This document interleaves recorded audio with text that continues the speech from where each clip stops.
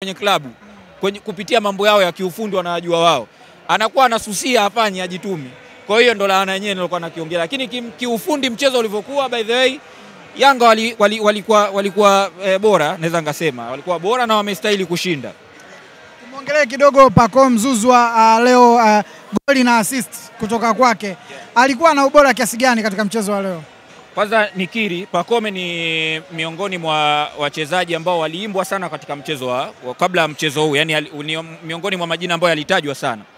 Na ukiachilia mbali goli na assist, lakini aliwasumbua sana Simba Sports Club kwenye maeneo mengi sana ya uwanja. Alikuwa ni mchezaji ambaye anapokuwa na mpira mguuni, kuna jambo ana guarantee kuleta jambo fulani la hatari. Si unanielewa? Ni mchezaji ambaye akiwa na mpira mguuni ana guarantee kuleta hatari kwenye lango.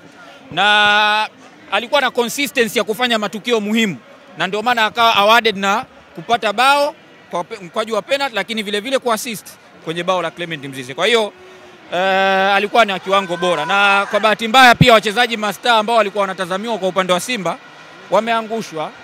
Yani sema matarajio ya watu na jinsi ambavyo mchezo umekuwa ni tofauti na jinsi ambavyo imekuwa. Umeelewa? Kwa hiyo naweza ngasema alikuwa na performance nzuri na amedeserve kupata alichokipata. Anastahili kwa MVP? Unajua mara nyingi changamoto kubwa ya mpira wetu ni kwamba MVP huwa anatoka kwenye timu iliyotoa ubingwa. Si unanielewa? Lakini performance wise mimi nafikiri Jean Charles huwa alistahili kwa sababu in my opinion ukiachana na namba zake, watu wanasema kwa sababu ana namba, No. Yule ni mchezaji ambaye alikuwa na influence kwa asilimia kubwa sana attacking player ya Simba. Yaani Simba Sports Club akikosekana Jean Charles huwa kuna pengo kubwa linakuwepo. Tofauti na Pacome akikosekana Yanga. Umeelewa? Yaani watu wabidi waelewe.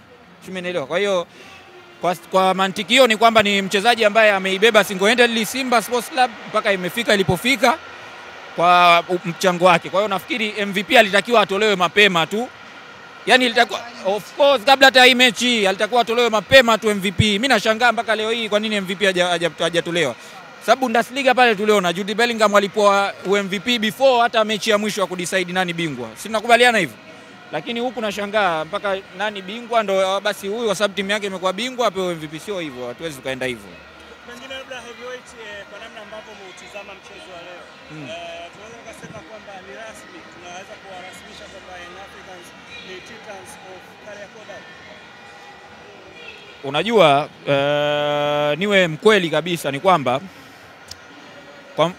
kwa kureview kwenye mchezo huu tu, umeelewa, Simba hata angepewa dakika 170 hapa acheze na Yanga dakika 170 goli apati Simba. 170 Simba kwa mpira alocheza hapo 170 acheze goli apati. Nimeshajibu kwamba hata kucreate nafasi alikuwa create nafasi, utapata goli bila kucreate nafasi. Unaweza ukafanya attempt inaweza ikafanywa eneo lolote la uwanja. Lakini kucreate nafasi, kufika kwa mpinzani, kucreate nafasi ya kutengeneza bao ambao lingeweza kuwa bao kirahisi, Simba walikuwa watengenezi. Yanga game plan yao ilikuwa rafiki, wanakaba kwenye mid block kwenye eneo ukikaa na mpira mimi nimeshangaa sana nimekuwa surprised niwe mkweli kumuona Joshua Mutale yuko kwenye starting 11 kwa sababu Joshua Mutale miongoni mwa silaha yake ni kukaa na mpira mguuni. Sasa unatakiwa ujue mpinzani, je, madhaifu yake yako vipi? Yanga hawajawahi kuwa na shida kudili na mchezaji wa design ya kukaa na mpira mguuni. Yanga wanaweza wakafungwa na timu ambayo ina uwezo mzuri wa kusoma wapi kuna nafasi na kupasiana kuelekea kwenye eneo la mwisho. Lakini mchezaji anatafuta solution kwa kupitia kudribble mipira akabiliane na Yanga. Ndugu yangu utoboi. Wale jamani wanafika vibaya mno. Umeelewa? Sasa unapoweka mchezaji kama huyo, automatically akifikwa mara ya kwanza, mara ya pili, mara tatu, confidence yake inapotea. Psychologically kwa mchezaji mpira, hiyo ni sayansi ya soka. Umeelewa? Kwa namna ambavyo kipindi cha kwanza Simba Sports walicheza, walionekana kuzuia nafasi ambazo Young Africans walikuwa wakizitengeneza. Lakini imekuwa tofauti kipindi cha pili ambapo pengine walitegemea Simba anaweza kupata chochote, lakini ndio imekuwa maafa kwa upande wao. Simba walifeli wapi zaidi kiufundi? Unajua hilo swali lako ni jepesi lakini lina uwanda mpana. Kwa sababu ukijaribu kureview Simba Sports Club msimu huu wote mpaka unafika hapa ulipofika, Simba kipindi cha pili waga hawapatagi matokeo. Si unanielewa kwanza? Simba kipindi cha pili waga, ndio maana kwenye tetesi za kuelekea huu mchezo kulikuwa kuna taarifa nimeziona kwamba kulikuwa kuna vipimo vya kupima kama kuna matumizi ya dawa za kuongeza nguvu. Nafikiri mmeziona hizo. Ni kwa sababu wao pia wameshindwa kutatua tatizo lao na kuamini labda wapinzani wanaocheza kwa dakika 90 kwa ubora ule ule labda wanatumia dawa. Umeelewa? Lakini mwisho wa siku ndio hivyo. Kwa hiyo muda mwingine unaweza ukaangushwa na substitution ambazo unazifanya, lakini vile vile jinsi ambavyo mpinzani wako. Unajua kipindi cha kwanza mnacheza wote mnasomana.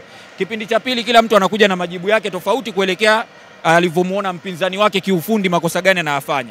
Kwa hiyo naweza nikasema Miloud Hamdi aligundua madhaifu ya Simba yako wapi. Simba wanabaki wachache kwenye eneo la defense. Lakini ukija muda huo ukiangalia Simba eneo la ushambuliaji pia wako wachache vile vile.